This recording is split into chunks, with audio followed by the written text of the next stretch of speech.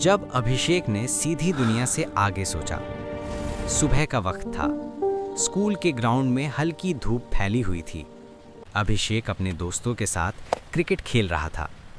Ball जब bat से टकराई, वो सिर्फ सीधी आगे नहीं गई, वो थोड़ी ऊपर उठी, फिर आगे बढ़ी और फिर धीरे धीरे नीचे आ गई। अभिषेक ने बॉल को देखा और मन में सोचा, कल तक तो फिजिक्स में सिर्फ सीधी लाइन की बात हो रही थी, ये बॉल तो कर्व बना रही है। उसी वक्त स्कूल की बेल बजी। सब क्लास की तरफ भागे। क्लास का सीन। फिजिक्स क्लास में टीचर आए और बोर्ड पर लिखा मोशन इन अ प्लेन। अभिषेक ने तुरंत नोटिस किया, ये लेसन पिछले लेसन से अलग लग रहा है।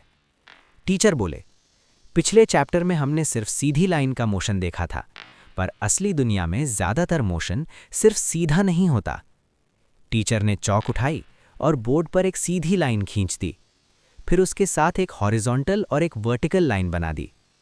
टीचर बोले, जब मोशन दो डायरेक्शंस में होता है तो उसे कहते हैं मोशन इन अ प्लेन।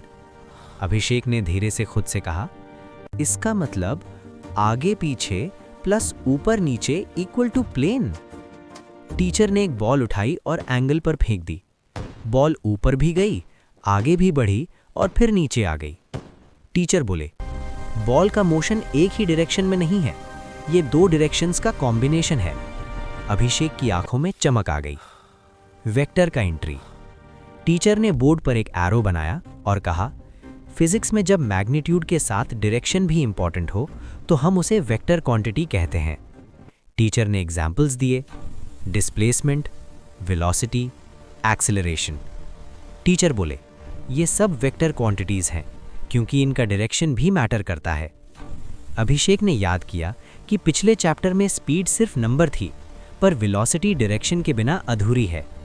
अभिषेक ने सोचा, फिजिक्स धीरे धीरे रियल लाइफ जैसी लगने लगी है। Vector components. टीचर ने एरो को दो टुकड़ों में तोड़ दिया, एक हॉरिजॉन्टल और एक वर्टिकल। टीचर बोले, हर वेक्टर को हम एक्स एक्सिस और वाई एक्सिस के कंपोनेंट्स में तोड़ सकते हैं। अभिषेक को लगा जैसे मोशन का कोई कॉम्प्लिकेटेड राज खुल रहा हो।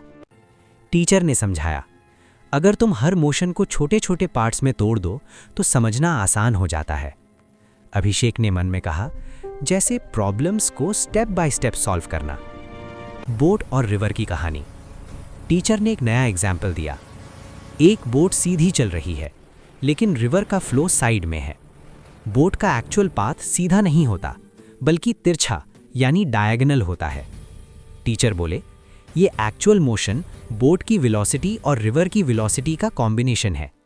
अभिषेक को लगा जैसे मोशन कोई मैजिक नहीं, बल्कि लॉजिक का खेल है। प्रोजेक्टाइल मोशन, लाइफ से कनेक्शन। क्लास के लास्ट में टीचर बोले, अब आता है सबसे इंटरेस्टिंग पार्ट, प्रोजेक्टाइल मोशन।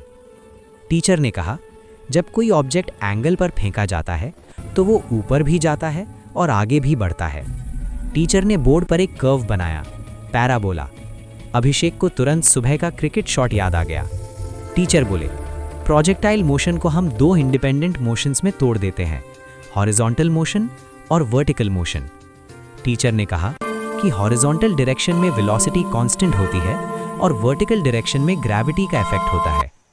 अभिषेक ने महसूस किया कि फिजिक्स उसकी डेली लाइफ से जुड़ चुकी है। शाम का सीन, रियलाइजेशन। स्कूल के बाद अभिषेक फिर ग्राउंड में क्रिकेट खेल रहा था।